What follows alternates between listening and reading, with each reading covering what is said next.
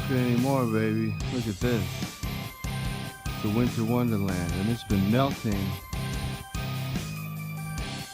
for a good 3 days now. Terrible. This is gonna be the first time I've been able to drive my car in at least half a week. This is what happens when you're back on the East Coast. You gotta deal with this stuff. The sun is still shining though. We're still grinding. Nothing's gonna hold us back.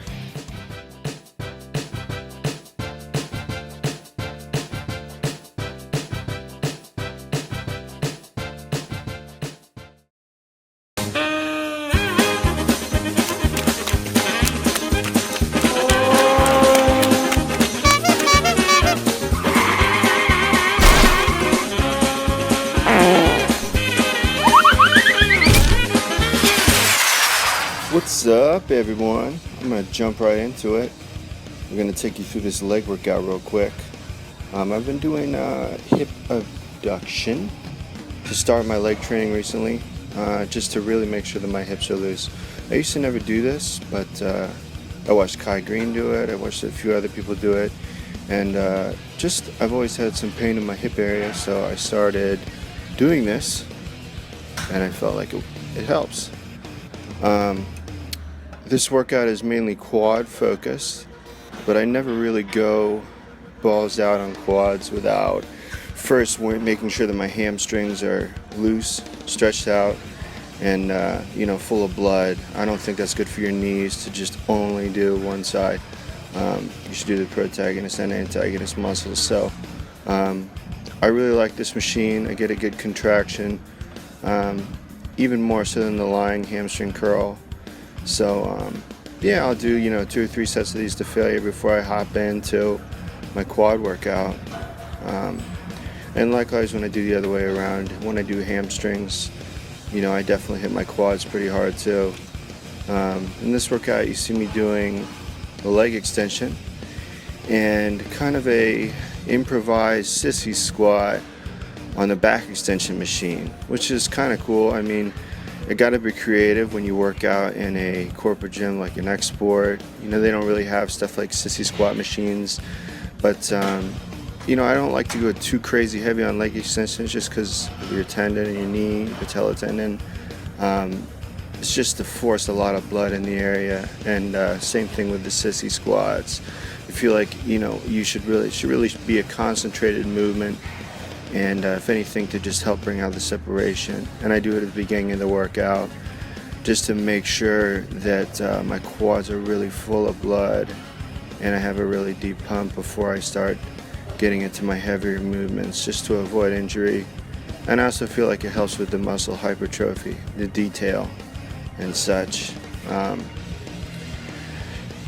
I don't like to do stationary lunges. And the only way that I do any type of stationary lunge is like you see here, in a step-up form. Because I really feel like if you step forward and you push yourself backwards, you're really only working the teardrop. Whereas if you're pulling your body up, you're really involving all the muscles of your leg, your ham, gluteus, and also the upper part of your quad, your abductor, your adductor, and you're really gonna have a lot more separation in your legs by doing stuff like this. So I'll alternate between doing this and walking lunges.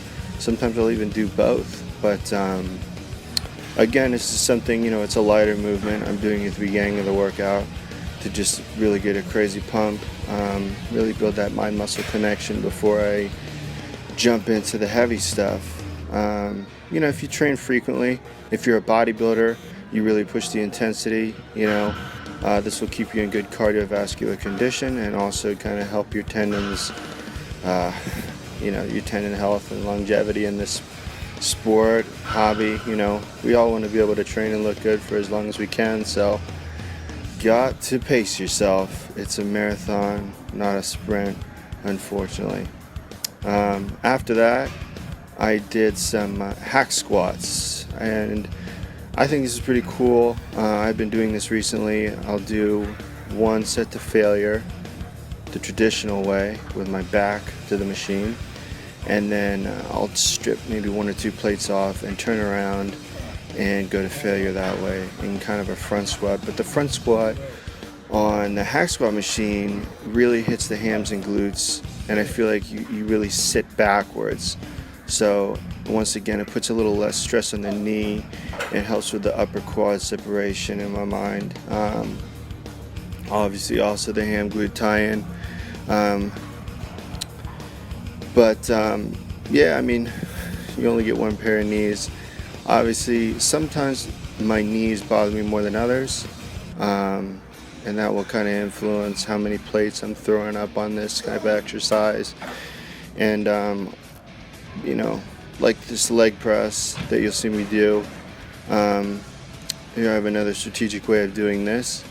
I normally do 1 set to failure, so you'll see me do 8 to 10 reps, and then I will rack the weight and count to 10 Mississippi, and then unrack it and go to failure one more time.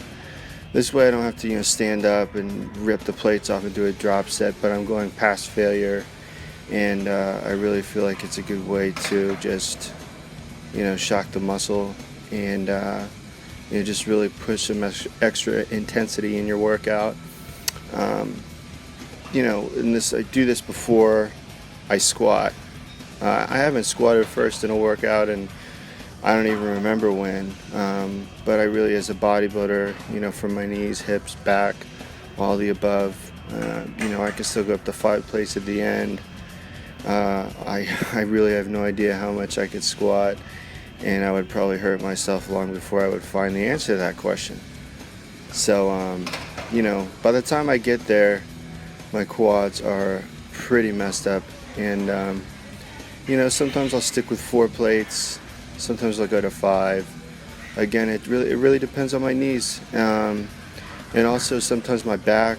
I used to have sciatica really bad down my left side, so bad that I couldn't even leg press. But just through working on my posture, getting deep tissue work done, doing foam rolling, working on my mobility, it's become much more manageable. I will say that a lot of times problems like that don't necessarily go away, but you just learn to, you become smarter, you build a better connection with your muscles, and so they don't hinder you as much. And here we are finishing off with 5 plates, and that's a wrap. I mean, after this, I can't go down the stairs for a few days. And I've been trapped inside of my house for, probably 3 days before this, just because of all the snow. It's insane. The gym parking lot looks like a bobsled course, but hey, it's melting. It's not stopping me from getting my training in, and if anything, a little extra cardio doing all the shoveling. So yeah, guys, thanks for watching, and until next time, keep crushing it.